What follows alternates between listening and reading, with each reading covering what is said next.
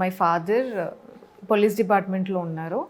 ఆయన ఎస్ఐ నుంచి ఇలా ఎస్పీ లాగా ప్రమోట్ అయ్యారు ఓవర్ పీరియడ్ ఆఫ్ టైం. ఇప్పుడు SP Narayanpet. And my mother is a home maker. నాకు ఒక తమ్ముడు ఉన్నాడు. అతను ఇండియన్ ఇంజనీరింగ్ సర్వీసెస్లో సెలెక్ట్ అయ్యాడు. ఏ ఇయర్ అండి? 2020లో all India 12th rank. Okay, నా నెక్స్ట్ ఇంటర్వ్యూ అయింది. సో ఇప్పుడు సిపిడబ్ల్యూడి బాంబేలో పోస్ట్ అయి ఉన్నాడు. మొన్నే జాయిన్ అయ్యాడు ట్రైనింగ్ అయిపోయి. రైట్. అండ్ మా ఇంట్లో ఒక పెట్ కూడా ఉంది, బక్కీ అని. నా లైఫ్ లైన్ అది. సో ఇది బేసిక్ ఫ్యామిలీ బ్యాక్గ్రౌండ్. రైట్. మీ ఫస్ట్ అటెంప్ట్ అప్పుడు ప్రిలిమ్స్ క్లియర్ అయిపోయింది. ఎందుకు క్లియర్ అయిందిరా బాబు అనుకున్నారా? ఎందుకు? సో నాకు ఏమైందంటే రాసిన ఫస్ట్ టైం, ఇన్ఫ్యాక్ట్ నేను రాసిన ప్రతిసారి నా ప్రిలిమ్స్ క్లియర్ అయింది. ఒక్క 4th అటెంప్ట్లో ప్రిలిమ్స్లో 2 పేపర్స్ ఉంటాయి. Second CSAT paper, first general studies paper. Generally first paper tough ఉంటుంది, CSAT పేపర్ మ్యాథమెటిక్స్ ఇవి ఉంటాయి, రిలేటివ్లీ ఈజీ ఉండేది. సో కానీ నాకు ఆ పేపర్లో పోయింది 4th టైం. బట్ అదర్వైజ్ నా అన్ని ప్రిలిమ్స్ క్లియర్ అయ్యాయి. సో ప్రిలిమ్స్ క్లియర్ అయితే ఏమవుతుందంటే మనం ఆ సైకిల్లో ఉంటాము. సో నెక్స్ట్ 3 months టైంలో ఇంకా మెయిన్స్ ప్రిపేర్ అవ్వాలి. సో అందులోంచి బయటకు రావడానికి ఉండదు, వచ్చి వాల్యుయేట్ చేసుకోవడానికి. అంటే ఆ రేస్లో ఉంటాం, అందరు ఇది చదువుతున్నారు అది చదువుతున్నారు అని మనం చదివేయటం. సో నాకు అదే అయింది ఫస్ట్. మరి ఎట్లా ప్రిలిమ్స్ క్లియర్ అయిందో అయింది ఫస్ట్ టైం. ఇంకా నేను మెయిన్స్ మోడ్లోకి వెళ్ళిపోయాను. అండ్ దాని తర్వాత మెయిన్స్ క్లియర్ అవ్వలేదు. అండ్ మనం రిజల్ట్ కోసం వెయిట్ చేస్తాము, దానికి ఒక 2 months అలా పోతుంది. అండ్ దాని తర్వాత ఓకే, మళ్ళీ అదే చేశాను నేను. ముందైతే ఏదైతే చేశానో ఇంకొంచెం ఇంటెన్సిటీతో చేశాను అంతే. సో ముందుకెళ్ళి ఇంకా ఇంటెన్సిటీతో ఫెయిల్ అయ్యాను సెకండ్ టైము. మళ్ళీ సేమ్ రిపీట్ అయింది. సెకండ్ టైం కూడా మెయిన్స్ క్లియర్ అవ్వలేదు. సో ఇంకా ఈ పీరియడ్లో నేను ఢిల్లీ నుంచి వచ్చేసాను వాపస్ ఇంటికి. Okay, this is not working out for me. మరి అక్కడ ఎన్వైరన్మెంట్ ఆ కేఓస్ లేకుంటే ఎలా ఉంటుంది అక్కడ? చాలా మంది అనేది ఏంటంటే చాలా ప్రెస్టైజ్డ్ ఎన్విరాన్మెంట్ ఉంటుంది, ప్రశాంతత మనశ్శాంతి దొరకడం చాలా కష్టం అక్కడ. At the same time food కూడా కొంచెం ఇబ్బంది ఉంటుంది అని. సో మీరు ఎలాంటి ఎన్విరాన్మెంట్ చూస్తారు ఢిల్లీలో ఉంటే ఏం చెప్తారు?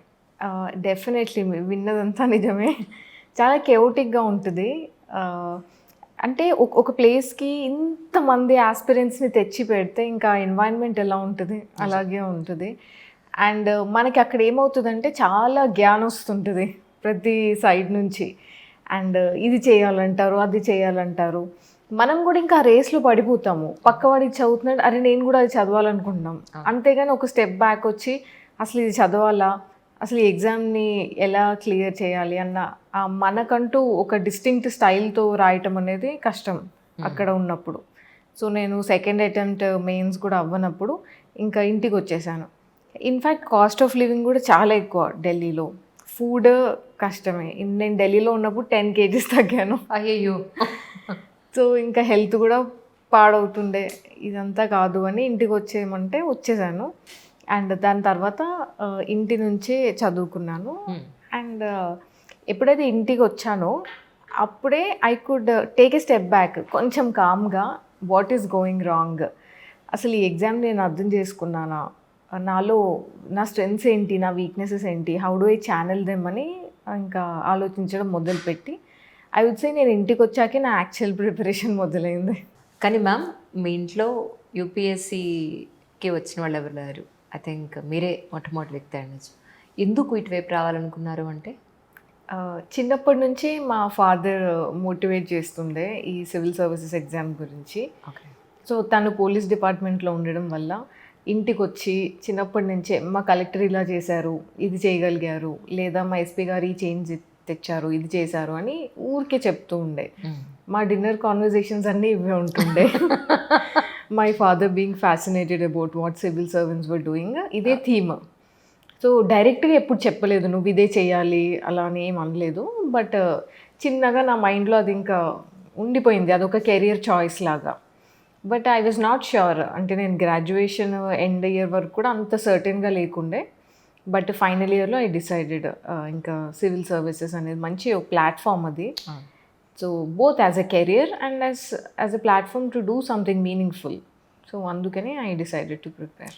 ఆల్రెడీ మీ పేరు పక్కన నాకు కనపడుతోంది ఉమాహారతి ఐఏఎస్ అని చెప్పి. ఈవెన్ మీ బాడీ లాంగ్వేజ్లో మీ అటైర్లో కూడా కనిపిస్తుంది చాలా క్లియర్గా.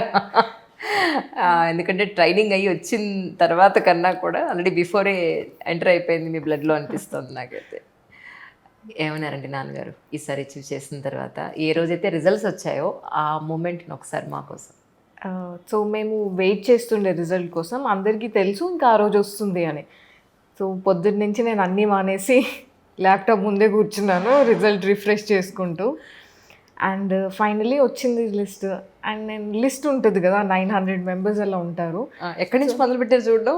నేను వెళ్ళి కమాండ్ F కొట్టి టైప్ చేస్తుండే సర్చ్లో నా పేరు. బట్ నేను అది సర్చ్ చేసేలోపే సడన్గా నాకు అన్ని వెళ్తే 3rd ర్యాంక్లోనే ఉమాహారతి అని ఉంది. అసలు నేను నమ్మలేదు. ఫస్ట్ ఫ్యూ సెకండ్స్ అది ఫేక్ PDF అని అడిగాను నేను. అసలు ఇది నిజం ఇది ఫేక్ కాదు. అండ్ దెన్ దాని తర్వాత ఒక 4-5 minutes ఐ జస్ట్ క్రైడ్. ఎంత గట్టిగా అందరు భయపడ్డారు ఇంట్లో, ఎందుకు ఇంత గట్టిగా ఏడుస్తుందని. అండ్ దాని తర్వాత మా పేరెంట్స్ వచ్చారు, భయపడ్డారు ఎందుకు ఏడుస్తున్నావు క్లియర్ అవ్వలేదా అని. అండ్ ఇంకా దాని తర్వాత they were also very relieved, happy. నేను కూడా ఐఎమ్ జస్ట్ రిలీవ్డ్. నిజంగానే ఆ మూమెంట్ ఎలా ఉంటుందంటే ఒక పెద్ద బండరాన్ని ఎత్తి మీద దించేసినట్టు అనిపిస్తుందా? డెఫినెట్లీ కదా. 5 years ఎఫర్ట్ చేశారండి. నిజంగా డిమోటివేట్ అవ్వాలా ఏ రోజున? డెఫినెట్లీ అయ్యాను. ఇన్ఫ్యాక్ట్ ఆ 5 yearsలో ఈ డిమోటివేటింగ్ డేసే ఎక్కువ ఉన్నాయి హైస్ కన్నా. సో ఇది ఈ లోస్ ఎలా ఉంటాయంటే ఆన్ ఎ డైలీ బేసిస్. ఇవి on a daily basis you're feeling under confident. On a daily basis మిమ్మల్ని మీరు క్వశ్చన్ చేసుకుంటారు, నాతో అవుతుందా, అసలు నేను ఇక్కడికి ఎందుకు వచ్చాను, ఈ కెరియర్ ఎందుకు నాకు అని. అండ్ మన ఫ్రెండ్స్ ఉంటారు, వాళ్ళు చూస్ చేసుకున్న ఫీల్డ్స్లో ముందుకు వెళ్తుంటారు. అవును, మనం ఇంట్లో ఐసోలేట్ అయి చదువుతుంటాము. సో వెరీ డిఫికల్ట్గా ఉండేది. అంటే డిమోటివేట్ అవ్వకుండా అయితే లేను నేను. చాలా లైక్ అండర్ కాన్ఫిడెంట్గా ఉంటుండే.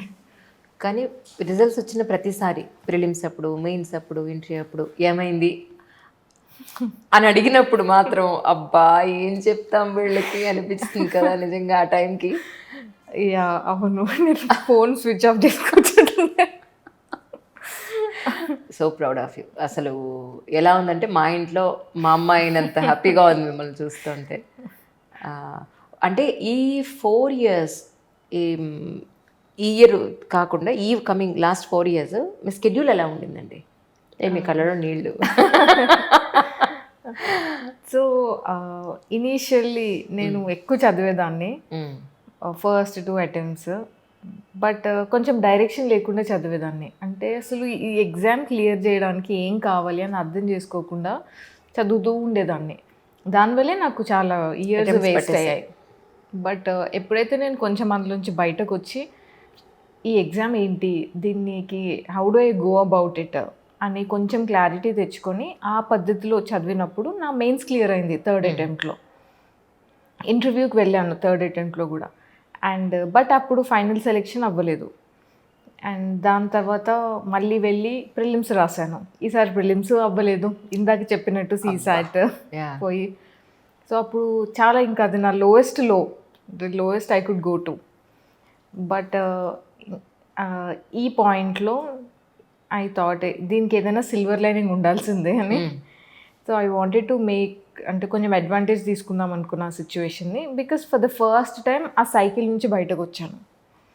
సో బయటకు రావడం వల్ల నేను ఆప్షనల్ చేంజ్ చేశాను. నాకు జాగ్రఫీ ఉండే ఇంతకుముందు, దాంతో మార్క్స్ పడట్లేవు. ఆంథ్రోపాలజీకి చేంజ్ చేశాను. కొన్ని ఆన్సర్ రైటింగ్లో. ఎవరి అడ్వైస్ వల్ల మీరు ఇలా షిఫ్ట్ అయ్యారు? యాక్చువల్లీ చాలామంది అడ్వైస్ ఇస్తుండే, నువ్వు ఇంత చదువుతున్నావు నీకు మార్క్స్ రావట్లేదు, మేబీ ఆ subject is not your cup of tea ఏమో అని. బట్ నేను ఇనీషియల్లీ ఇన్ని ఇయర్స్ ఇన్వెస్ట్ చేశాను కదా జాగ్రఫీ ఆప్షన్లో, నాకు అట్లా సడన్గా చేంజ్ చేయాలంటే భయం వేస్తుంది. బట్ ఇంక నేను అంత లో సిచ్యువేషన్కి వెళ్ళాక వాట్ కెన్ బి వర్స్, అంటే అంతకు మించి ఇంకేం అయ్యేది లేదు నాకు. సో ఇంకా దిస్ ఈస్ ద టైం, నేను అసలు రిస్క్ తీసుకునే టైం అంటూ ఉంటే ఇది అని అనుకుని I went ahead. And once I made a decision, like everybody supported. ఇంకా అక్కడ నుంచి మళ్ళీ ఫ్రెష్గా అన్నీ మొదలుపెట్టి ఐ స్టార్టెడ్. కానీ అసలు యూపీఎస్సీకి మనం ఎలా ప్రిపేర్ అవ్వాలి అని ఎలా తెలుసుకున్నారు మీరు? Who told you that? అంటే యాక్చువల్లీ మన ఫెయిల్యూర్స్ నేర్పిస్తాయి. మనం ఒకలాగా చేస్తూ ఉంటాము, రిజల్ట్ రాదు. దట్ మీన్స్ మనం చేసేది తప్పు. So you find out another way to do it. ఇది first. And the second thing is syllabus, previous years questions. ఈ రెండే మన దగ్గర ఉన్న గైడింగ్ లైట్స్. వీటిని బాగా అర్థం చేసుకోవాలి. సిలబస్ ఏంటి, ప్రీవియస్ ఇయర్స్ క్వశ్చన్స్ ఎలా అడుగుతున్నారు, ఒక టాపిక్ని మనం ఎంత విడ్త్లో చదవాలి, ఎంత డెప్త్లో చదవాలి. ఇవే 2 సోర్సెస్. అలా కాకుండా వీళ్ళు ఇది చెప్పారు, వాళ్ళు అది చెప్పారు అంటే మనం కొంచెం మిస్లీడ్ అయ్యే ఛాన్సెస్ ఉంటాయి. అండ్ థర్డ్, నాకున్న peer group. So some of my friends got selected ఇంతకు ముందు. Okay okay. సో ఒకసారి వాళ్ళు సెలెక్ట్ అయ్యాక నాకు కాన్ఫిడెన్స్ వచ్చింది, మేము చదివేది కూడా కరెక్టే. అండ్ వాళ్ళు నాకు వెరీ స్పెసిఫిక్ ఇన్పుట్స్ ఇస్తుండే. నువ్వు ఆన్సర్స్, నీ ప్రజెంటేషన్ కొంచెం ఇంప్రూవ్ చేసుకో, నీ దగ్గర కంటెంట్ ఉంది, but work on this, work on that అని పిన్ పాయింటెడ్ ఇన్పుట్స్ ఇస్తుండే. సో ఈ 3 హెల్ప్ అయ్యి I started studying in the right direction. Right డైరెక్షన్లో వచ్చిన తర్వాత, రైట్ డైరెక్షన్లోకి రాకముందు ఉన్న డిఫరెన్సెస్ ఎక్కడ అంటే ఏం చెప్తారండి? ఫస్ట్ థింగ్, తక్కువ చదవడం. ఇంతకుముందే నేను ఎక్కువ చదివేదాన్ని. ఓకే. సో మనకి ఇది ఒక ఎగ్జామ్, మార్క్స్ రావడానికే చదవాలి అంతే. అంతకు మించి చదవద్దు, మన టైం వేస్ట్ అవుతుంది. అండ్ మనం ఎక్కువ చదువుతున్న కొద్దీ ఎక్కువ అక్యూములేట్ చేస్తాము నాలెడ్జ్ ఆర్ కంటెంట్. అది మన క్రియేటివిటీని దెబ్బతీస్తుంది. మనకు అక్కడ ఎగ్జామ్లో వెళ్ళి ఒక ఆన్సర్ రాసామంటే వాళ్ళు అడిగిన దానికి మార్క్స్ ఇచ్చేటట్టు ఉండాలి. సో కొంచెం ఇన్నోవేటివ్గా థింక్ చేయడం, డైమెన్షన్స్ వైజ్ ఇన్నోవేటివ్గా ప్రజెంట్ చేయటం, ఇవన్నీ ఎప్పుడు వస్తాయంటే మన సోర్సెస్ లిమిటెడ్ ఉన్నాయి, మన కంటెంట్ లిమిటెడ్ ఉంది, కానీ మనకు మంచి కమాండ్ ఉంది దాని మీద. సో అలా ఉన్నప్పుడు వస్తాయి. ఇది ఒక డిఫరెన్స్. అండ్ సెకండ్, నాకు చాలా బర్డెన్ తగ్గినట్టు అనిపించింది ఎప్పుడైతే నేను రైట్ డైరెక్షన్లో వెళ్తున్నాను. ఫర్ ఎగ్జాంపుల్, కరెంట్ అఫైర్స్ అని అంటారు కదా, చదవాల్సినవి జనరల్గా మన చుట్టుపక్కల ఇవి. దానికి చాలా కోచింగ్ ఇన్స్టిట్యూట్స్ కంపైలేషన్స్ ఇస్తాయి, మంత్లీ కంపైలేషన్స్. ఈ ఒక్కొక్క కంపైలేషన్స్లో 100-150 టాపిక్స్ ఉంటాయి. సో అందరూ చదువుతుంటారు. నేను కూడా స్టార్టింగ్లో చదివాను, బట్ ఇంకా నేను తెలుసుకున్నాను ఇవి అవసరం లేదని. వాటిని పక్కన పడేసి రోజు ఒక్క న్యూస్ పేపర్ చదువుతుండే అంతే. అందులో ద హిందూ చదివాను స్టార్టింగ్లో. కొంచెం ఇంటర్వ్యూ స్టేజ్కి వెళ్ళినాక ఇండియన్ ఎక్స్ప్రెస్ కూడా యాడ్ చేసుకున్నాను. సో న్యూస్ పేపర్ చదివి నాకు ఇంపార్టెంట్ అనిపించిన వాటిని నోట్స్ చేసుకొని చదివేస్తుండే. సో ఎప్పుడైతే నేను ఆ ప్రిపరేషన్ అంతా, అంటే when I owned up the process, అప్పుడు అది మెయిన్ డిఫరెన్స్. అందరూ ఇది చేస్తున్నారని చేయకుండా నేనేం చేయాలి అన్నది. అండ్ థర్డ్, ఆన్సర్స్ ప్రజెంటేషన్ మార్చడం. లైక్ నేను చెప్పినట్టు నా ఫ్రెండ్స్ ఉన్నారు హూ క్లియర్డ్, వాళ్ళ హెల్ప్ ద్వారా నేను రాసే విధానం మార్చుకున్నాను. ఈ 3 థింగ్స్ మేజర్ డిఫరెన్సెస్. మెయిన్స్కి ఏదైతే మీరు ప్రిపేర్ అవుతారో ఆన్సర్స్, ఇప్పుడు మీరు తర్వాత మీ టర్న్ మార్చుకున్న తర్వాత, ఐ మీన్ మీ ప్యాటర్న్ మార్చిన తర్వాత ఎలా రాశారు అంటే ఏం చెప్తారు? సో నా friend and my senior and my friend Nikhil అని, అతనికి ఒకసారి నా పేపర్ చూపించాను, ఇంతకుముందు నేను ఎలా రాస్తున్నాను ఆన్సర్ రైటింగ్ చూపిస్తే, అసలు నువ్వు ఇలా ఎలా రాస్తావు, నీ ఆన్సర్స్ చాలా చెత్తలాగా ఉన్నాయని చెప్పారు. సో అంత బ్రూటల్లీ ఆనెస్ట్ ఉన్నారు, థ్యాంక్ఫుల్లీ. ఓకే. అప్పుడు I understood, okay this is not how things should be done అని.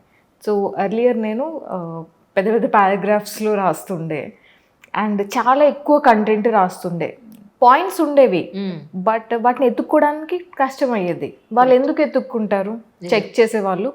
మనం ఎలా రాయాలంటే ఆ చెక్ చేసే వాళ్ళకి మార్క్స్ ఇవ్వాలనిపించాలి. మనం రాసే కీవర్డ్స్ అన్ని మంచి మంచి పాయింట్స్ అని ఇమ్మీడియట్లీ కనపడాలి. మంచి పంచ్ లైన్స్తో ఎండ్ చేయాలి ఆన్సర్స్ని. సో నేను దీనికి ఒకటి బుల్లెట్ పాయింట్స్లో రాశాను అండ్ కీవర్డ్స్ అన్నిటిని అండర్లైన్ చేశాను. అండ్ ఈ చిన్న చిన్న సెంటెన్సెస్, నేను ఇంతకుముందు నా ఒక్కొక్క సెంటెన్స్ 3 లైన్స్ అలా ఉండేది. ఓకే. ఇప్పుడు నా బుల్లెట్ పాయింట్ 2 సెంటెన్సెస్ కన్నా ఎక్కువ ఉండదు. అందులో keyword is always underline. Second thing, every point నేను సబ్స్టాన్షియేట్ చేశాను, ఒక ఎగ్జాంపుల్ ఇవ్వడము, ఏదైనా ఒక ఫ్యాక్ట్ పెట్టడము అలాంటిది. అండ్ థర్డ్, చాలా చిన్న చిన్న స్కీమాటిక్స్ యాడ్ చేసేదాన్ని, ఫ్లో చార్ట్స్ అని, ఏమైనా నేను ఆలోచించి కొన్ని, లేదా వేరే టాపర్స్ ఉంటారు కదా వాళ్ళ కాపీస్లోంచి తీసుకునేదాన్ని. ఓకే, ఈ కాన్సెప్ట్ని వాళ్ళు ఇట్లా ప్రజెంట్ చేశారు అని చూసి నేను కూడా అది తీసుకొని అట్లనే చేస్తుండే. అండ్ ఏదైనా ఒక ఆన్సర్కి ఇంట్రొడక్షన్ ఉంటుంది, బాడీ ఉంటుంది, కంక్లూజన్ ఉంటుంది. సో మనకు అన్ని సిలబస్ టాపిక్స్ మీదే కదా వచ్చేవి క్వశ్చన్స్. కాబట్టి నేను ఇంట్రొడక్షన్ అండ్ కంక్లూజన్ అన్ని సిలబస్ టాపిక్స్కి ముందే ప్రిపేర్ చేసుకున్నాను. సో ఒక సిలబస్ టాపిక్ మీద వాళ్ళు ఏదైనా క్వశ్చన్ ఇవ్వనివ్వండి, దానికి డిమాండ్కి తగ్గట్టు నేను బాడీలో రాస్తాను. కానీ నా introduction and conclusion already prepare అయి ఉంటాయి. సో దీనివల్ల నేను స్పీడ్గా రాయగలిగాను, మంచి ఇంట్రడక్షన్స్ అండ్ కంక్లూజన్స్ రాయగలిగాను. సో బ్రాడ్లీ ఈ చేంజెస్ చేశాను with others brutal honesty about my answers. నిజం, అలా చెప్పగలిగే ఉండడం కూడా డెఫినెట్లీ. అంటే చాలామంది చెప్తారంటే పొద్దున లేచి చదువు అని, చాలామంది నైట్ బర్డ్స్ ఉంటారు. మీ విషయంలో ఏం జరిగింది యాక్చువల్లీ? నాకు ఎర్లీ మార్నింగ్ చదువుకోవడం ఇష్టం. నాకు జనరల్గానే పొద్దున్న లేవటం ఇష్టం. సో నేను మార్నింగ్ లేచి చదివేదాన్ని. మార్నింగ్ మేబీ ఒక 7 కల్లా నేను నా టేబుల్ మీద ఉంటుండే. 12 వరకు ఒక స్లాట్ లాగా చదువుతుండే. బట్ 1 అవర్ ఇంటర్వెల్స్లో చదువుతాను నేను అది. అండ్ ఆఫ్టర్నూన్ ఒక 3 అవర్స్ అలా. ఇంకా 6 దాని తర్వాత ఇంకా ఆపేస్తాను.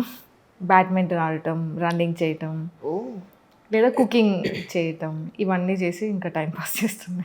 ఓకే, కానీ 3rd ర్యాంక్ వస్తాను ఎక్స్పెక్ట్ చేశారా అసలు? నమ్మారా 3rd ర్యాంక్లో మీ పేరు ఉందంటే? 3rd ర్యాంక్ పక్కన పెడితే ఏదైనా ర్యాంక్ వస్తుందని కూడా 100% ష్యూర్ లేకుండే. బికాజ్ ఈ ఎగ్జామే అట్లాంటిది. ఎవరైతే లాస్ట్ వరకు వెళ్తారో మెయిన్స్ రాసి ఇంటర్వ్యూకి, అందరూ ఈక్వలీ కేపబుల్ ఉంటారు ఇన్ మై ఒపీనియన్. వాళ్ళ కాంపిటీషన్లో నెగ్గడం is like very difficult. So కాబట్టి నేను I was only 75 to 80% sure, సరే ఏదో ఒకటి వస్తుంది అని. So definitely 3rd rank expect చేయలే. ఐ థింక్ మీకు హోమ్ స్టేట్ వస్తుందేమో అని అనుకుంటున్నాను వచ్చు కదా. ఎస్. మీ ఆప్షనల్స్ మార్చుకున్న తర్వాత, సో కొత్తగా తీసుకున్న ఆప్షన్కి మెంటల్ ఎలా ప్రిపేర్ అయ్యారు? ఎందుకంటే అప్పటి వరకు ఒక సబ్జెక్ట్ ఉండింది. ఆప్షనల్కి మీరు ఎక్కడైనా తీసుకున్నారా? కోచింగ్ ఎక్కడైనా తీసుకున్నారా? లేదు. యాక్చువల్లీ నాకు జాగ్రఫీతో చాలా నా ఇమోషనల్ హెల్త్ కూడా ఖరాబ్ అయింది. అయ్యయ్యో. బికాజ్ మీరు ఒక సబ్జెక్ట్ రోజంతా చదువుతున్నారు, you putting so much effort, కానీ మార్క్స్ రావట్లేవు. అండ్ ఒక 2 years అయిపోయాక నాకు చాలా ఇబ్బంది అనిపించేది జాగ్రఫీ చదవటానికి. మేబీ అది ఇమోషనల్లీ ఇన్వెస్ట్ చేసినందుకు వాట్ ఎవర్. సో నాకు కాబట్టి ఒక కొత్త సబ్జెక్ట్ చదువుకోవటం అనేది నాకు చాలా రిలీఫ్గా అనిపించింది. ట్రూ. అండ్ ఆంథ్రోపాలజీ చాలా ఇంట్రెస్టింగ్ సబ్జెక్ట్. అంటే నాకు అందులో ఏం తెలీదు కాబట్టి అన్నీ కొత్తవే కదా, ఫ్యాసినేటింగ్గా ఉండేది ఏం చదివినా. అండ్ సెకండ్లీ నేను జాగ్రఫీలో చేసిన తప్పులు నాకు తెలుసు. ఒక ఆప్షనల్తో ఎన్ని తప్పులు చేయాలో అన్ని నేను చేసేసాను. ఇప్పుడు ఐ మేడ్ ష్యూర్ నేను అది ఒక్క తప్పు కూడా ఇందులో రిపీట్ చేయనని. సో స్టార్టింగ్ నుంచి జాగ్రత్తగా టెక్స్ట్ బుక్స్ నుంచి నేనే చదువుకున్నాను. ఎక్కడైనా హెల్ప్ కావాలంటే, నాకు ఏమైనా అర్థం కాకుంటే అప్పుడు అప్రోచ్ అయ్యేవాళ్ళని. మోస్ట్లీ నా సీనియర్స్ని అప్రోచ్ అవుతుండే, వాళ్ళు ఎక్స్ప్లెయిన్ చేస్తే నేను ముందుకెళ్తుండే. వంట ఏది బాగా చేస్తారు? నాకు యాక్చువల్లీ ఎక్స్పెరిమెంట్ చేయడం అంటే ఇష్టం. ఓకే. సో ఇప్పుడు నేను మిల్లెట్స్ని ట్రెడిషనల్ రెసిపీస్ ఉంటాయి కదా, like millet biryani, millet pulao, millet kheer, అలా ఎక్స్పెరిమెంట్ చేయడానికి ప్రయత్నిస్తున్నాను. ఓహో, రీసెంట్గా అలా ఏం చేశారు? మిల్లెట్ బిర్యానీ చేశాను. తిన్నారా ఇంట్లో అందరూ? నేను ఎట్లా చేసినా తింటారు. So nice, really. సో మొన్న జరిగిన ప్రిలిమ్స్ పేపర్లో మొత్తం ప్యాటర్న్ మార్చారు అని చెప్పని, ఆ పేపర్ చూసారా? చూసాను. ఎలా అనిపించింది మీకు? ఇయర్ అయిపోయింది కాబట్టి సరిపోయింది, ఇదైతే నేను రాయాలని అనిపించిందా? యాక్చువల్లీ నాకు ఫోమో అవుతుండే. ఓకే. రాయనందుకు ఆ పేపర్ని ఎవ్రీ ఇయర్ రాస్తూ. సో అయిపోగానే పేపర్ అయిపోగానే నా ఫ్రెండ్స్ అందరు కాలేజ్ ఎలా రాశారు, ఇది రాశారు, అది రాశారు అంటే నేను కూర్చొని అన్ని 100 questions చూశాను. బట్ ఐ థింక్ ఇంకా మనం కంప్లైంట్ చేయలేము యూపీఎస్సీ ప్రిలిమ్స్ పేపర్ అన్ప్రెడిక్టబుల్గా ఉందని. It is how it's suppose to be, అది ఒకటి. అండ్ ఇంకంతే, మనం we have to keep evolving our preparation according to వాళ్ళు ఏం అడుగుతున్నారని. ఎవరికి మనం కంప్లైంట్ చేయలేం కదండి, వెళ్ళి ఇట్లెందుకు ఇస్తున్నారని. You still have to do it. So ఇంకా that's how the paper is, I would say. కానీ ప్రిలిమ్స్లో ప్యాటర్న్ మార్చినట్టుగానే ఇప్పుడు మెయిన్స్ కూడా అలా పేపర్ మారే అవకాశం ఉందంటారా? మీ గెస్ ఏమిటి? అంటే పెద్దగా ప్యాటర్న్ మారడానికి ఏమి ఉండదు. ఓకే. ప్రిలిమ్స్లో అంటే వాళ్ళు ఏం చేశారంటే ఆప్షన్స్ ఏబిసిడి అలా ఇవ్వకుండా కొంచెం డిఫరెంట్గా ఇచ్చారు. మెయిన్స్లో ఆ స్కోప్ ఉండదు, ఒక క్వశ్చన్కి ఆన్సర్ రాయాలి. సో ఐ థింక్ అంత చేంజెస్ ఏం రావని నేను అనుకుంటున్నాను. అంతేనంటారా? వచ్చినా చెప్పలేము. లైక్ అందరికీ అది కొత్తే కదా.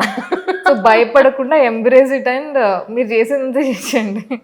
ఈ ఇయర్ సపోజ్ రాలేదని అనుకుంటే ఇంకో లాస్ట్ అటెంప్ట్ కూడా ఇచ్చిండేవాళ్ళ? నేను 2 days ముందు వరకు, ఈరోజు రిజల్ట్ అంటే 2 days ముందు వరకు నెక్స్ట్ ప్రిలిమ్స్కి ప్రాక్టీస్ చేస్తూనే ఉన్న test. So sweet really. So ఇది ఒకటి బ్యాక్ ఆఫ్ ద మైండ్ ఉండే నాకు, సరే రాయొచ్చని. కానీ ఇంకా చాలా ఆప్షన్స్ ఓపెన్ అప్ అయ్యాయి నాకు. నేను ఈ ప్రిపరేషన్లోకి వచ్చేటప్పుడు ప్లాన్ బితో రాలేదు. That was my next question actually. Plan B పెట్టుకున్నారా అని. సో నాకు ప్లాన్ బి లేకుండే, నేను రైట్ ఇన్ జంప్ అయ్యాను. దానివల్ల నేను చాలా యాంగ్షియస్ అయ్యాను ఒక ఫేస్లో. బట్ ఐ థింక్ ఈ ఫెయిల్యూర్స్ వల్లనో, ఈ యూపీఎస్సి నుంచి ఇంత చదువుతాం కాబట్టి మనం కొంచెం వైజ్ అవ్వడం వల్లనో ఐ రియలైజ్డ్ చాలా చేయొచ్చు అని. ఈ ఎగ్జామ్ కాకపోతే I can do so many things. Like ఈ టైంలో నాకు యోగా అంటే ఇష్టం, సో నేను దాని మీద వర్క్ చేయగలిగాను. మేబీ యోగా టీచర్ అవ్వచ్చేమో సర్టిఫికేషన్ తెచ్చుకొని. వెళ్ళిపోదా అనుకున్నారా? యా, ఏదైతే like anything as long as నాకు ఇష్టమైంది చేయాలని అనుకున్నాను అంతే. ఓకే. లేదా ఫుడ్ బిజినెస్ ఏమైనా చేద్దామని, లేదా టీచర్ అవ్వచ్చు అలా అనుకున్నాను. ఏదైనా, ఎందుకంటే మా పేరెంట్స్ ఇదే చెప్పారు, నీకు ఈ ఎగ్జామ్ని ట్రై చేయాలనిపించేంత వరకు చెయ్యి, దాని తర్వాత లక్ష్యం ఉంటాయి చేయడానికి ప్రపంచంలో, and we have your back, so go head అన్నారు. సో నేను ఒక స్టేజ్లో అది వదిలేసాను, ఇంకా ఈ ఎగ్జామ్ అవ్వకపోతే నాకు ఏమవుతుంది అని ఆ భయం కొంచెం ఉండేది. బట్ ఐ న్యూ ఏదో ఒకటి చేసి బతికేయచ్చని. That's great, really that's great. ఎందుకంటే యూపీఎస్సీతో పోల్చుకుంటే అసలు అవన్నీ ఇంత ఇంత చేసిన తర్వాత ఈ మాత్రం చేయలేదని అనిపిస్తూ ఉంటుంది నిజంగా. అవును, కరెక్ట్. కానీ చిన్నప్పటి నుంచి మీరు చాలా సొసైటీని ఎన్నో రకాలుగా చూసుంటారు. యూపీఎస్సీ సంగతి పక్కన పెడితే మీ ఇంట్లో ఎస్పెషలీ అమ్మాయినో అబ్బాయినో, లేకపోతే నువ్వు ఇలా ఉండను, ఇలా ఉండకూడదను, నలుగురిలో వెళ్ళినప్పుడు అమ్మాయి ఇలా ఉంటే తప్పుగా అనుకుంటారనో, ఇలాంటివైనా చెప్పారా? అంటే మేబీ టీనేజ్లో కొంచెం చెప్పేది, అందరికీ ఇంట్లో చెప్పినట్టే. బట్ దాని తర్వాత నేను మేజర్ అయ్యాక they left it entirely on me. And మా ఇంట్లో ఎప్పుడు అడగలేదు ఇంకెన్ని రోజులు చదువుతావు, ఏదైనా జాబ్ చేస్తూ చదవచ్చు కదా, అసలు ఇదెందుకు నీకు, ఈ జాబ్ ఎందుకు, పెళ్ళి ఎప్పుడు చేసుకుంటావు, ఇట్లాంటి క్వశ్చన్స్ మా ఇంట్లో అసలు వినపడవు. అండ్ ఎవరైనా అంటే మా పేరెంట్స్ నన్ను షీల్డ్ చేశారు ఇట్లాంటి క్వశ్చన్స్ నుంచి. మా రిలేటివ్స్ ఎవరైనా అన్నారేమో, బహుశా నాకు తెలీదు, బట్ వాటిని నా దాకా రానిచ్చేవాళ్ళు కాదు. ఇట్లా ఒక షీల్డ్ క్రియేట్ చేసి పెట్టారు నా చుట్టూ, నీకు కావాల్సింది నువ్వు చేసుకో అని. పర్ఫెక్ట్ అసలు. సో కాబట్టి పెద్దగా నాకు, ఇన్ఫ్యాక్ట్ మా ఫాదర్ నాకే ఎక్కువ ప్రయారిటీ ఇస్తుండే మా తమ్ముడి కన్నా. ఆపోజిట్ ఉండేది మా ఇంట్లో. కానీ ఇప్పుడు అచీవ్ చేస్తారు, అయిపోయింది. నెక్స్ట్ అమ్మ అన్నారా ఏంటి, 2 years ట్రైనింగ్కి వెళ్ళి వచ్చిన తర్వాత పెళ్ళి అంటున్నారా? లేదు, ఇంకా కూడా మా ఇంట్లో ఆ టాపిక్ రాదు. That's great. Like they trust me. ఇంకా నువ్వు, మా ఫాదర్ అంటారు, నువ్వు పెళ్లి చేయి డాడీ అని వచ్చినప్పుడు చేస్తాను. కానీ ఈ జర్నీలో మీకు ఎక్కడ నాకు సూట్ అయ్యే అబ్బాయి ఇలా ఉండాలి అని అనిపించలే? అంటే అంత టైం ఎక్కడ ఉందో ఆలోచించడానికి. బట్ ఐ లెర్న్డ్ దిస్, ఏమన్నా గుడ్ థింగ్స్ హ్యాపెన్ అయ్యి ఉంటే they will happen by themselves. Like ఈ ర్యాంక్ 3 నాకు వచ్చినట్టు నేను ఎక్స్పెక్ట్ చేయలేదు, నేను దాన్ని పర్స్యూ చేయలేదు. సో మేబీ టైం రైట్ ఉన్నప్పుడు రైట్ థింగ్స్ విల్ హ్యాపెన్, ఎందుకు వాటిని చేసి చేయడం అని ఐ లెర్న్డ్ దట్. కానీ నిజానికి యూపీఎస్సీ ప్రిపరేషన్కి ఢిల్లీ వెళ్ళాల్సిన అవసరం ఉందంటారా? లేదు, లైక్ ఖచ్చితంగా లేదు. ఎందుకు అంటే 2 reasons. ఒకటి, మీరు ఇంట్లోంచే చదువుకోవచ్చు. నా కోర్ ప్రిపరేషన్ అంతా నేను నారాయణపేట నుంచి చేశాను, ఒక స్మాల్ టౌన్. ఇంటర్నెట్, ప్రింటర్ ఉంటే మీరు ఏమైనా చేయొచ్చు. కరెక్ట్. సెకండ్ థింగ్, మీకు ఢిల్లీలో ఉండే కోచింగ్ ఇన్స్టిట్యూషన్స్ కానీ, టెస్ట్ సిరీస్ కానీ ఏవైనా సరే ఇప్పుడు ఆన్లైన్లో ఉన్నాయి. అండ్ వాళ్ళ బ్రాంచెస్ హైదరాబాద్లో ఉన్నాయి, చెన్నైలో ఉన్నాయి, బెంగళూరులో ఉన్నాయి. So why go to Delhi? కొంచెం ఢిల్లీ కన్నా ఇప్పుడు ఫర్ ఎగ్జాంపుల్ చెన్నై వెళ్ళటము, బెంగళూరు వెళ్ళటము, హైదరాబాద్ వెళ్ళటము ఈజీ కదా. అవును. సో ఈ 2 రీజన్స్ వల్ల ఐ థింక్ మీరు ఎక్కడి నుంచైనా చదువుకోవచ్చు. రైట్. ఈ 4-5 ఇయర్స్ కూడా మీ సోషల్ మీడియాని కానీ, సినిమాల్ని కానీ, మీ ఎంటర్టైన్మెంట్ కానీ, ఫ్రెండ్స్ని కానీ పక్కన పెట్టారా? సోషల్ మీడియాని అయితే స్టార్టింగ్ నుంచి నేను పక్కన పెట్టాను. అసలు నేను సోషల్ పర్సన్ని కాదు పెద్దగా. సో అది నాకు పెద్ద ఇంట్రెస్ట్ లేకుండే. ఇప్పటికి కూడా నాకు ఏమీ అకౌంట్స్ లేవు. మరి నా పేరు మీద చాలా అకౌంట్స్ ఉన్నాయంట, అవన్నీ ఫేక్. అండ్ సెకండ్లీ నేను స్టార్టింగ్లో కొంచెం ఫ్రెండ్స్ని కూడా పక్కన పెట్టి ఉండే. బట్ తర్వాత తెలుసుకున్నాను యూపీఎస్సీ కాకుండా కూడా లైఫ్ ఉండాలి. It's very important. ఆ బ్యాలెన్స్ లేకపోతే మన ఎమోషనల్ హెల్త్ డ్యామేజ్ అవుతుంది. సో నా ఫ్రెండ్స్ నాకు చాలా చాలా సపోర్ట్ చేస్తుండే. లైక్ నా బెస్ట్ ఫ్రెండ్స్ ఉన్నారు, దీక్షిత, అంకిత, చెంచు అని. వీళ్ళందరూ they believed in me always. నేను ఎప్పుడైనా ఇఫ్ ఐఎమ్ ఫీలింగ్లో సరే బయటకు వెళ్దాం రా అని తీసుకెళ్తుండే. సో ఈ కాన్స్టెంట్ సపోర్ట్ ఇచ్చారు. కాబట్టి వాళ్ళు లేకుంటే it would have been difficult. What about సినిమాలో ఉండి అంటే చూస్తూ ఉంటారా? పెద్దగా కాదు కదా. ఎవరైనా ఈ సినిమా చాలా బాగుంది అని చెప్తే చూసేదాన్ని. ఓకే. లాస్ట్ రీసెంట్గా మీరు లాస్ట్ చూసిన మూవీ ఏది అని అంటే దసరా అనుకుంటా. ఓకే. ఓకే. సో నచ్చిందా మీకు ఇంతకీ? పర్లేదు, అంటే థియేటర్కి వెళ్ళి చూశాను. అంటే ఇట్స్ అ నైస్ ఎక్స్పీరియన్స్ థియేటర్కి వెళ్ళి ఫ్రెండ్స్తో చూడడం అనేది. సో మూవీ ఎట్లున్నా నాకు నచ్చుతుంది ఆ ఎక్స్పీరియన్స్. మీ లాస్ట్ ఇంటర్వ్యూ మొన్న 3rd ర్యాంక్ సాధించినప్పటి ఇంటర్వ్యూ విశేషాలు మాకు ఒకసారి. శారీ కట్టుకెళ్ళినట్టున్నారు కదా మీరు? శారీ తీసుకుని కాటన్ శారీ. ఖాదీ కాటన్. ఇక్కడ హైదరాబాద్లోనే కొన్నారు? దారం అని ఒక హ్యాండ్లూమ్ స్టోర్ ఉంటుంది, అక్కడ తీసుకున్నాను ఖాదీ శారీ. ఓకే. అందులో స్పెక్స్ పెట్టుకున్నారా? నాకు స్పెట్స్ ఉన్నాయి. నేను కోరిలేట్ చేసుకుంటున్నాను, తనేనా కదా నేను చూసింది. శారీలో చాలా బాగున్నారు యాక్చువల్లీ. నేను అనుకున్నా మీరు వాళ్ళ శారీ కట్టుకొస్తారేమో అని. Yeah, right right. సో ఇది నా సెకండ్ ఇంటర్వ్యూ. నేను ఇంతకు ముందు కూడా ఒకసారి బోర్డ్ని ఫేస్ చేశాను. అప్పుడు బాగా భయపడ్డాను. అప్పుడు నాకు అంత పెద్ద మార్క్స్ రాలేదు, 165 వచ్చాయి. ఈసారి నా ఇంటర్వ్యూ ప్రిపరేషన్ స్టైల్ కొంచెం మార్చాను. సో దానివల్ల మార్క్స్ ఇంప్రూవ్ అయ్యాయి. అండ్ చాలా కార్డియల్గా ఉంటుంది బోర్డు. అండ్ మీకు ఫస్ట్ ఇంటర్వ్యూకి ఈ ఇంటర్వ్యూకి ఉన్న డిఫరెన్స్ అంటే అప్పుడు అడిగినప్పుడు సమాధానాలు, ఇప్పుడు అడిగినప్పుడు ప్రశ్నలు అడిగినప్పుడు సమాధానాలు ఎలా ఉన్నాయి, ఎలా చెప్పారు అని అంటే టు అండర్స్టాండ్ ద సిచ్యువేషన్. అందుకని సో నేను ఫస్ట్ టైం ఇంటర్వ్యూని సరిగ్గా అర్థం చేసుకోలేదు. నేను అనుకున్నాను interview is also mains exam, different ఫార్మాట్లోనే. మెయిన్స్లో మనం రాస్తాం వాళ్ళు అడిగిన క్వశ్చన్స్కి, ఇంటర్వ్యూలో చెప్పాలి అనుకున్నాను. కానీ అసలు నిజం కాదు. ఇంటర్వ్యూ అసలు దాని ఇంటర్వ్యూ అనొద్దు, ఇట్స్ అ పర్సనాలిటీ టెస్ట్. మనం ఒక కాన్వర్జేషన్లో ఎంగేజ్ చేయగలమా ఇంకొకరిని, మనం అలా ఎంగేజ్ చేసి మాట్లాడుతుంటే మన పర్సనాలిటీ వాళ్ళు అసెస్ చేస్తారు. సో ఈ డిఫరెన్స్ నాకు అర్థమైంది. కాబట్టి ఈసారి ఇంత చెప్పాలి, బెస్ట్ ఆన్సర్ ఇవ్వాలి, కాంప్లెక్స్ ప్రాబ్లమ్స్కి నేనే ఇంకా ఎక్కడ లేని సొల్యూషన్ ఇవ్వాలి అలా అనుకోలేదు. సో నాకు చిన్న చిన్న రూల్స్ పెట్టుకొని వెళ్ళాను. కాన్ఫిడెంట్గా ఉండాలి, నేను చియర్ఫుల్గా ఉండాలి. వాళ్ళు ఎంత స్ట్రెస్ చేసినా సరే నేను I should not lose my cool, అది. అండ్ బ్యాలెన్స్డ్గా ఉండాలి, ఆనెస్ట్గా ఉండాలి, whatever it is, and పొలైట్గా ఆన్సర్ చేయాలి అని. ఇట్లా చిన్న చిన్న రూల్స్ పెట్టుకొని I try to make sure నా ఆన్సర్స్ ద్వారా ఇది రిఫ్లెక్ట్ అవుతుందని. ఫర్ ఎగ్జాంపుల్ నేను వెళ్ళగానే నాకు అడిగిన ఫస్ట్ క్వశ్చన్, అసలు నువ్వు 5 years నుంచి ఏం చేస్తున్నావు అని. అంటే కొంచెం లాస్ట్ ఇంటర్వ్యూ. ఓకే. అంటే నార్మల్గా అడిగారు, లైక్ జనరల్ డిస్కషన్ లాగా. అండ్ మేబీ ఫస్ట్ ఇంటర్వ్యూలో నన్ను ఈ క్వశ్చన్ అడుగుంటే నేను చాలా డిఫెన్సివ్ అయ్యేదాన్నేమో, ఇన్సెక్యూర్ అయ్యేదాన్నేమో, ఏదో చెప్పేదాన్ని, ఇచ్చేసాను వచ్చేసాను.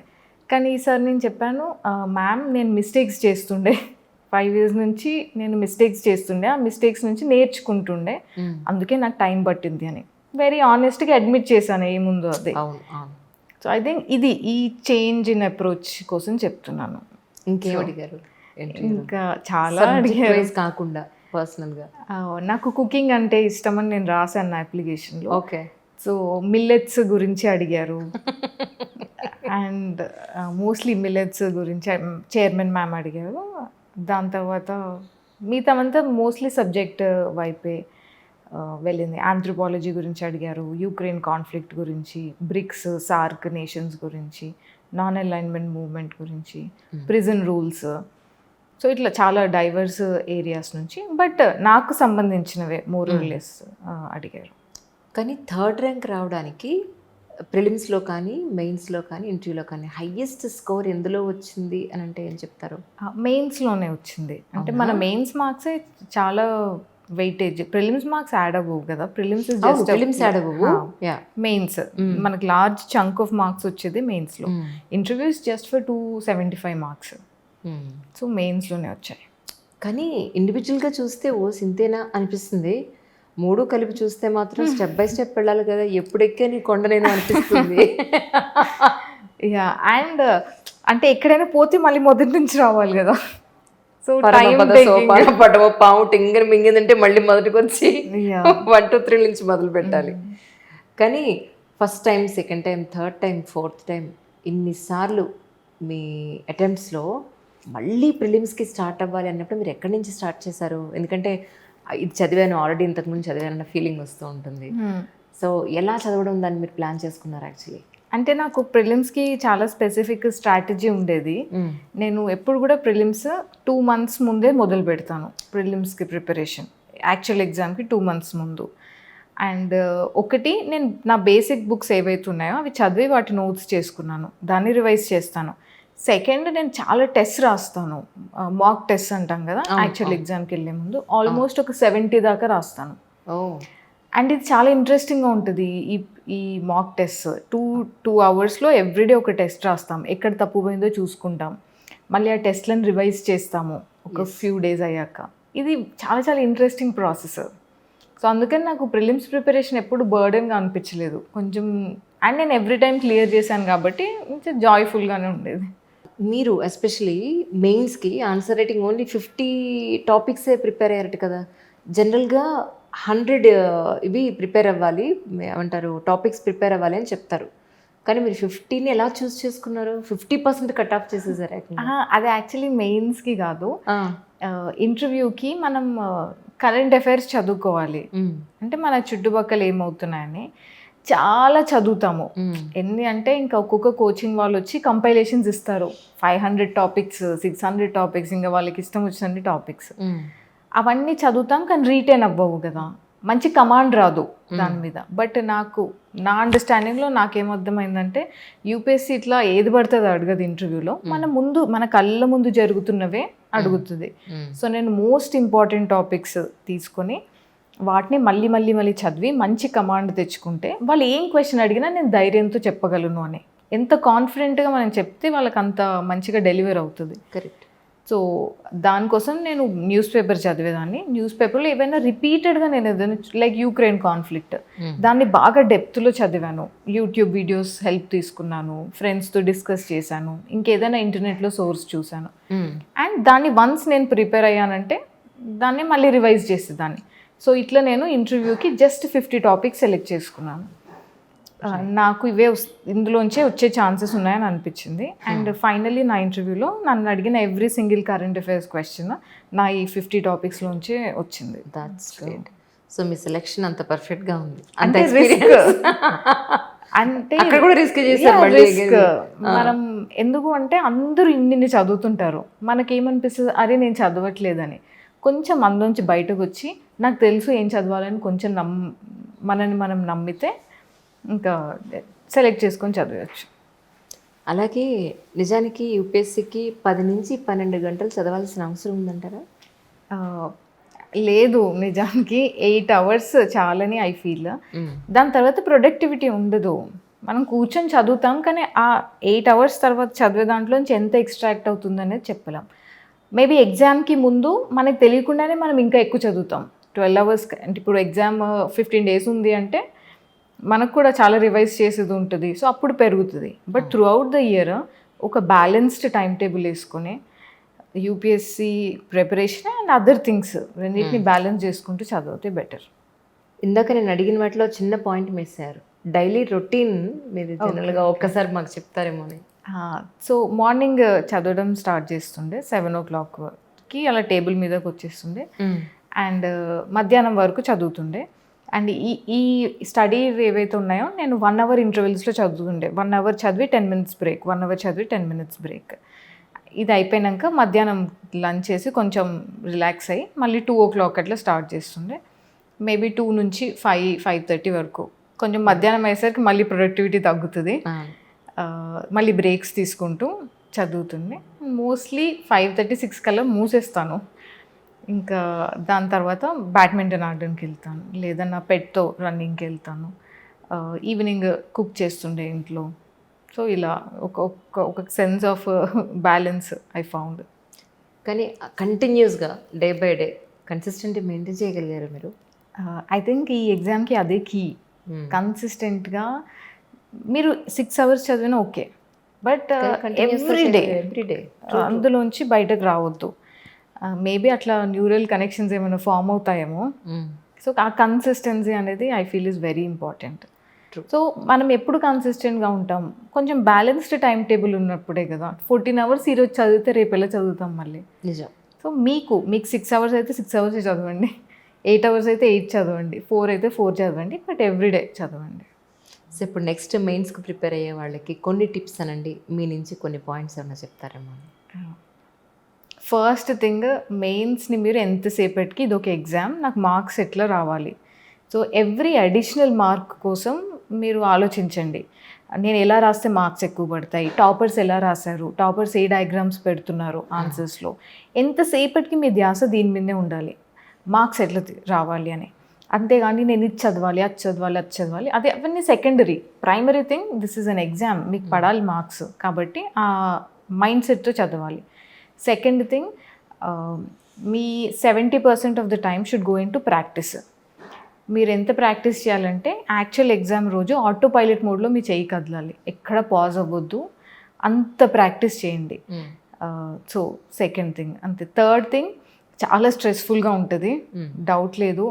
చాలా అండర్ కాన్ఫిడెంట్గా ఫీల్ అవ్వచ్చు మీరు, అండ్ ఇది అవుతుందా అన్న డౌట్స్ వస్తాయి. అవి అందరికీ వచ్చాయి, it's a shared feeling. Correct. So కొంచెం ఏమైనా ఆడటం కానీ, ఏమైనా స్పోర్ట్స్, లేదా మీకు నచ్చింది చేయడం, అప్పుడప్పుడు సినిమా చూడడం, ఏమైనా చేసి స్ట్రెస్ని మేనేజ్ చేసుకోండి.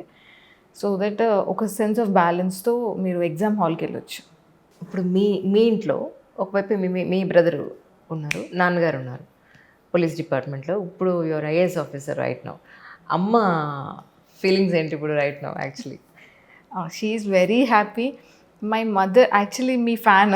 అయ్యో, మా mother. Thank you so much. మీరు ఎప్పుడు యూపీఎస్సీ వాళ్ళ ఇంటర్వ్యూస్ చేస్తుంటారు కదా, నేను మిస్ అయినా సరే నాకు అన్ని ఫార్వర్డ్స్, ఇది చూడు, ఈ మినిట్లో ఇది చూడు, అక్కడ చెప్పింది నువ్వు ఎక్కడ ఇన్కార్పొరేట్ చేసుకోవచ్చేమో. అమ్మలు అంతే, ఆమె కూతుళ్ళే కానీ కొడుకులే ఎవరన్నా ప్రిపేర్ అవుతుందంట, ఇది ఏమన్నా వాళ్ళకు పాపం ఉపయోగపడుతుందేమో అని టెన్షన్తో పంపించేస్తాం ఫస్ట్.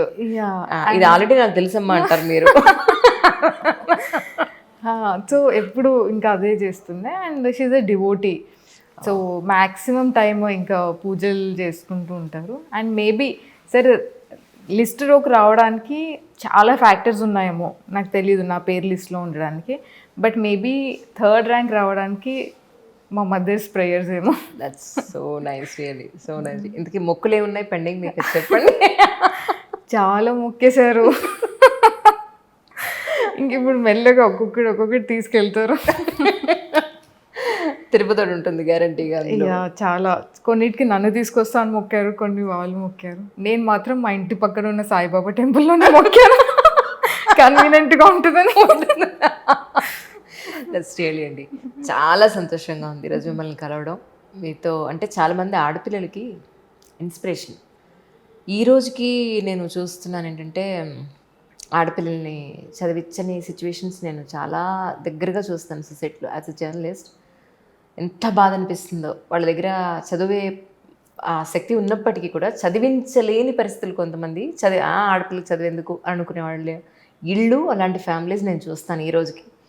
మీలాంటి అమ్మాయిలను చూసినప్పుడు చాలా హ్యాపీ అనిపిస్తుంది. మీలాంటి వాళ్ళని చూపించి మీరు కూడా ఇలా అవ్వగలరు డెఫినెట్గా అని. సో అలాంటి పేరెంట్స్కి, అలాంటి ఫ్యామిలీస్కి, అలాంటి అమ్మాయిలకి మీరేం చెప్తారు? నా దగ్గరికి చాలామంది వచ్చి ఆస్పిరెంట్స్కి ఏం చెప్తారు అని అడుగుతున్నారు. అసలు నాకు ఆస్పిరెంట్స్కి చెప్పడానికి పెద్దగా లేదు. They will figure it out కొంచెం టైం ఇస్తే. సో నేను వాళ్ళ పేరెంట్స్కి చెప్తాను, వాళ్ళకి టైం ఇవ్వండి, నమ్మండి వాళ్ళని, and give them the support, emotional support and other financial support that they need. ఇది ఇస్తే దే విల్ ఫిగర్ అవుట్ ఎట్లా ఈ ఎగ్జామ్ క్లియర్ చేయాలి అని. సో మీరు ఆ అన్కండిషనల్ సపోర్ట్ ఇస్తే మీరు సర్ప్రైజ్ అవుతారు రిజల్ట్స్ చూసి, మా పేరెంట్స్ అయినట్టు. సో జస్ట్ సపోర్ట్ చేయండి, they are equally capable. Potential, కేపబిలిటీకి జెండర్ లేవు. మీ సన్ ఎంత మిమ్మల్ని ప్రౌడ్ చేయగలరో డాటర్ కూడా ఈక్వల్లీ అంతే కేపబుల్ అది చేయడానికి, provided you give the support. So just I would say unconditional support ఇస్తే they will achieve anything. Ma'am, తర్వాత మీరు కాలేజ్ అయిన తర్వాత ఎక్కడా కూడా ప్లేస్మెంట్ తీసుకోలేదని విన్నాను. అంటే అంత గట్టిగా నమ్మారా నేను ఇటు తప్ప ఇంకెటు వెళ్ళకూడదని? ఎస్, నేను ఇటే వెళ్ళాలని నేను డిసైడ్ అయ్యాను. సో ఏదైనా జాబ్ చేయడం అనేది ఎందుకు చేస్తామంటే టు సపోర్ట్ అవర్ సెల్స్ ఈ పీరియడ్లో until we clear this exam. కానీ నా కేసులో ఐఎమ్ జస్ట్ గ్రేట్ఫుల్, మా పేరెంట్స్ డిసైడెడ్ మేము సపోర్ట్ చేస్తాము అని. సో దాని తర్వాత కూడా నేను ఏదైనా జాబ్ చేసుకుంటూ చదువుతాను అంటే మై పేరెంట్స్ లైక్ పర్లేదు నువ్వు చదువుకో, వి విల్ సపోర్ట్ యూ, నువ్వు ఎట్లాగో ఇంట్లోనే ఉంటున్నావు, సో కాబట్టి మేము సపోర్ట్ చేస్తామని అంటుండే. అండ్ మై ఫాదర్ చెప్తుండే, నీకు యూపీఎస్సీకి చదువుకున్నాక టైం మిగిలింది అనిపిస్తే you work on your self. నువ్వు బయట వెళ్ళి పనిచేసే బదులు నిన్ను నువ్వు ప్రాజెక్ట్ లాగా చూసుకో, డెవలప్ యువర్ పర్సనాలిటీ, స్పోర్ట్స్ ఆడడం కానీ you develop as a holistic person, దాని మీద వర్క్ చేయి అన్నారు. సో అందుకని నేను సివిల్స్ డైలీ క్లాసెస్ తీసుకున్నారని చెప్పని విన్నాను, అదెందుకు చేశారు మరి? యాక్చువల్లీ నేను క్లాసెస్ తీసుకోలేదు, అక్కడ కాపీస్ చెక్ చేశాను. రైట్. ఇది ఎప్పుడు అంటే నేను చెప్పాను కదా 4th అటెంప్ట్లో నా ప్రిలిమ్స్ అవ్వలేదు, దాని ముందు అటెంప్ట్లో ఇంటర్వ్యూ క్లియర్ అవ్వలేదు. సో అది నా lowest of the low face. అప్పుడు నేను చాలా ఎక్స్ట్రీమ్లీ అండర్ కాన్ఫిడెంట్ ఉండే, అసలు నాతో ఏమైనా అవుతుందా అని క్వశ్చన్ చేస్తుండే. అండ్ ఆ టైంలో ఐ వాంటెడ్ సంథింగ్, ఏదైనా చేసి I wanted to tell my self that I'm useful. So అందుకని నేను సివిల్స్ డైలీ టీమ్ని రీచ్ అయ్యాను. ఇదిగో ఇది నా హిస్టరీ, నా రెజ్యూమే పంపించాను. So do you have any position మీ దగ్గర అంటే they were kind enough to give me a position. So అందుకని నేను అక్కడ ఒక 6-7 months ఐ వర్క్డ్. దాని ద్వారా నాకు అక్కడ ఉన్న కొన్ని స్టూడెంట్స్తో ఇంటరాక్ట్ అయ్యే ఆపర్చునిటీ వచ్చింది. అండ్ ఈవెన్చువల్ ఇంకా I got out of that face. దాని తర్వాత నేను మళ్ళీ ఆపేసాను. ఈ 5 ఏళ్లలో ఎప్పుడన్నా బద్ధకం వచ్చి లేటుగా లేచి చదవకుండా అలా పడుకున్నప్పుడు, లేదా అంత డిప్రెషన్లో ఉన్నప్పుడు, వాళ్ళు ఏం చదవను నాకు అసలు ఏం చదవాలంటే ఎప్పుడైనా అమ్మ చేత తిట్లు తిన్నారా? ఇవైతే ఉన్నాయి ఇలాంటివి. అంటే నాకు అప్పుడప్పుడు చదవబుద్ధి కాక సమ్హౌ డిమోటివేట్ అయ్యి ఇంకా బుక్స్ పక్కన పెట్టాలని అనిపిస్తుంది. అండ్ మా పేరెంట్స్ దాన్ని ఎప్పుడు ఏమీ అనలేదు. ఇన్ఫ్యాక్ట్ మా మదర్ ఎప్పుడు నువ్వు అసలు ఇంకేదైనా బయటికి వెళ్ళు, అందరు అమ్మాయిలా ఉండు, షాపింగ్కి వెళ్దాము ఇలా అంటుండే. క్వైట్ ఆపోజిట్ మా మదర్. అంటే మీరు అంత ఎఫర్ట్ పెట్టారు దాని మీద, అంత ఫోకస్డ్గా ఉన్నారు. So they wanted to divert at least మిమ్మల్ని కాసేపు రిలాక్స్ చేద్దాం అన్న పాయింట్లో వాళ్ళు ఉన్నారు. So really amazing journey. All the best చెప్పడానికి ఏం లేదు. Actually you have achieved it. ఒక్కటే ఏంటంటే మీరు ఏ జిల్లాకి అయితే మీరు పోస్టింగ్ వస్తుందో అక్కడ ఇది ఖచ్చితంగా చేయాలనుకున్న పనులు అని అంటే ఏం చెప్తారు? యాక్చువల్లీ ఈ ప్లాట్ఫామే ఒక మంచి ప్లాట్ఫామ్, సివిల్ సర్వీసెస్ అనేది. నన్ను ఏ పొజిషన్లో పెట్టినా if I give my best I think మంచి అవుట్కమ్స్ వస్తాయి. సో నా goal to give my best and be my best and కంటిన్యూస్గా లెర్న్ చేసుకుంటూ ఉండాలి. I don't ever want to stop learning. So అట్లా నన్ను నేను ఇంప్రూవ్ చేసుకుంటూ I want to give my best ఎక్కడ ఇచ్చినా ఏం చేసినా. ఉమాహారతి గారు, ఏ జిల్లాకు వెళ్ళినా లిటరలీ మీరు పడ్డ కష్టానికి మీ ఇంట్లో ఉన్న ఎన్విరాన్మెంట్కి జెన్యూన్గా వర్క్ చేస్తారని మా అందరికీ నమ్మకం ఉంది. Thank you. ఆ రోజు మళ్ళీ మీ పోస్టింగ్ వచ్చాక మళ్ళీ అప్పుడు ఇంకొకసారి వచ్చి మిమ్మల్ని తప్పకుండా కలుస్తాను. Thank you so much for your coming. Really thanks a lot. Thank you ma'am.